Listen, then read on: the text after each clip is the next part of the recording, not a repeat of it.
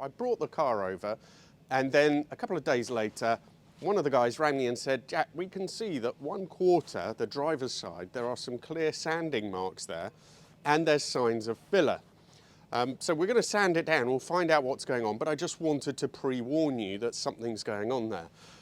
I do remember looking and thinking that 1/4 had been repainted, and so I was really, really worried that perhaps it was like some big crash damage on one side, or that there'd been some rust repairs or something like that. So that's a bit worrying. I'm at KC Auto Colours in Witney, and there's a good reason why I'm here. If you remember, I did paint a car myself previously, the Bismarck, my old W124 Mercedes. And although a very satisfying thing to do, that is not something that I'd want to repeat again. Let me tell you, painting cars is incredibly hard work. Now, I'm really lucky because the guys here at KC, they are real sort of car nuts. And they've offered to help me out and reduce the cost of a respray. Originally, I was just going to do the roof of the car, which I think would normally be, I don't know, 400 or 500 quid, something like that. But every panel on this Peugeot, we'll have a look in a minute, although it looks smart, every panel has a little nick and dent. And they said to me, no, look, Jack, we'll help you out with the cost, but it's worth doing the whole car. So that is just amazing. So everything is going to be removed, all the various bits of trim, the lights, the door locks, and the worst bit is the roof. Let's actually take a little bit of a look around and I can show you. So this is the worst bit of the car. It's the lacquer peel on the roof. But there are loads of little dents and nicks practically on every panel that really kind of need doing to this car. You can see also on the driver's door, it's been touched up where I think someone's keyed it or done something with it. While we're here, let's take a look around at what else they have. So there's Pierre, but there's a nice 993 there. Not sure what flavour 993. They've got some modern stuff. They do that as well.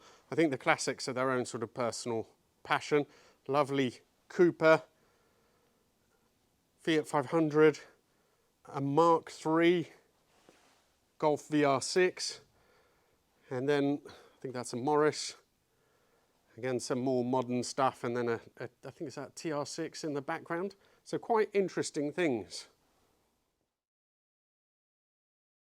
Hello everybody, and I'm so excited today because the 306 is finally ready. Not only am I excited about seeing it, but also for the last few weeks I've had to use the Elise as a daily, and that has been a real pain.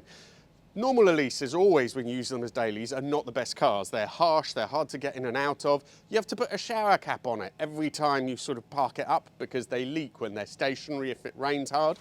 So it's not been pleasant at all. I've been really looking forward to get back to the 306. There is, though, one little thing that has been worrying me. So I brought the car over, and then a couple of days later, one of the guys rang me and said, Jack, we can see that 1/4, the driver's side, there are some clear sanding marks there, and there's signs of filler. So we're going to sand it down, we'll find out what's going on, but I just wanted to pre-warn you that something's going on there. I do remember looking and thinking that 1/4 had been repainted, and so I was really, really worried that perhaps it was like some big crash damage on one side, or that there'd been some rust repairs or something like that. So that's a bit worrying, but let's find out what's gone on.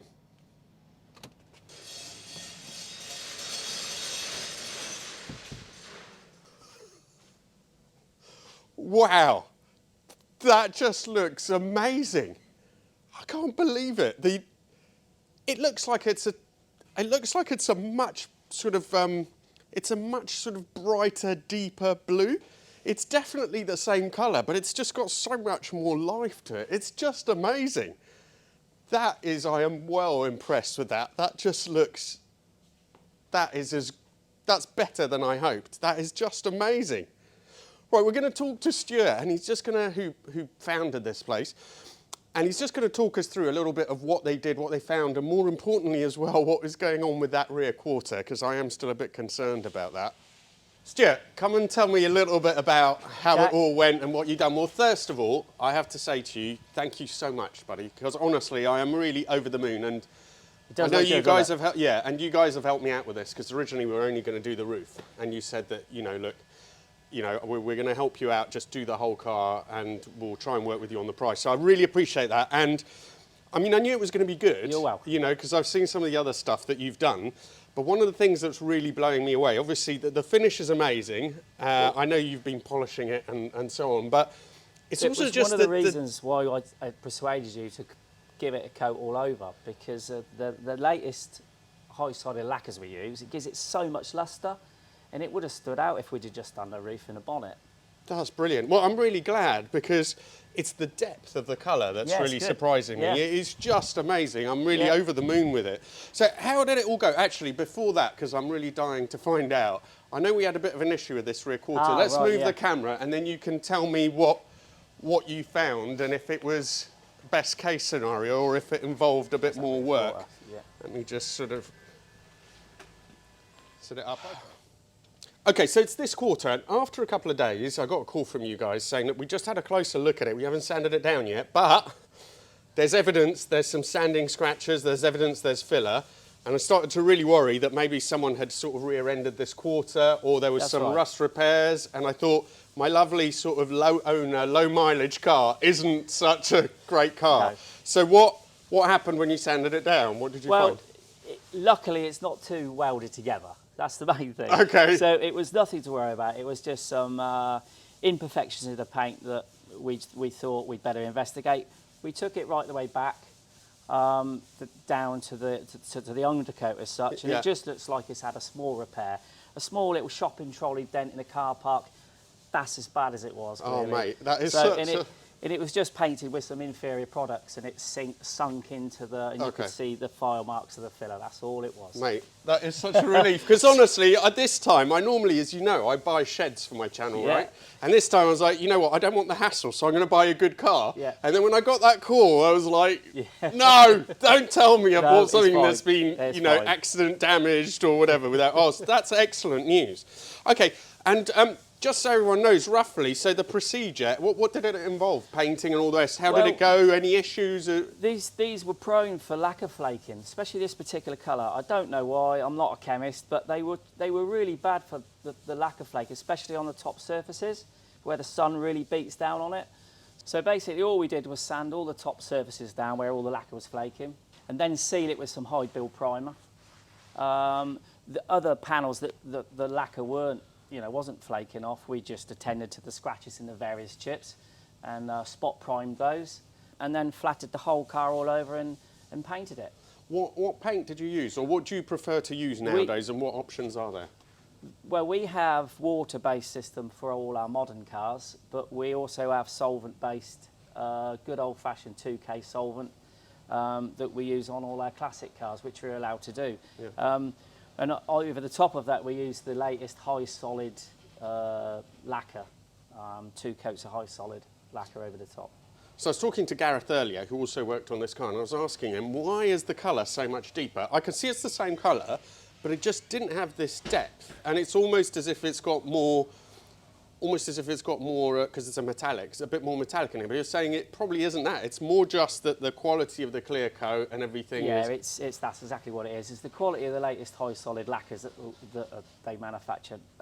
There's not much technology put into the actual base coat, the actual paint itself anymore, but they are putting a lot of technology into the latest lacquers. You know, some of them are anti-scratch.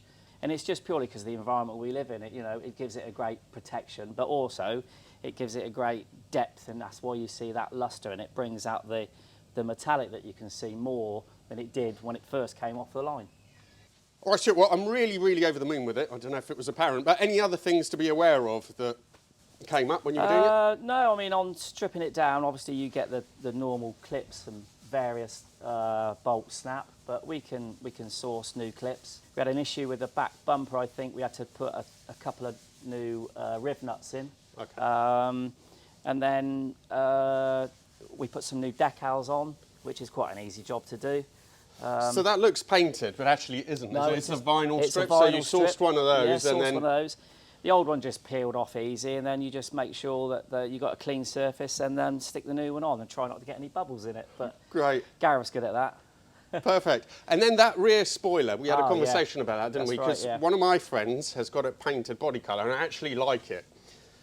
But in the end, I think we decided to go the safe route. But it was quite badly pitted as well. So Yeah, I think you made the right decision, actually. It looks much better with original black. But yeah, we just sanded it back, put some proper plastic adhesion promoter on before we painted it in the oven with a satin black.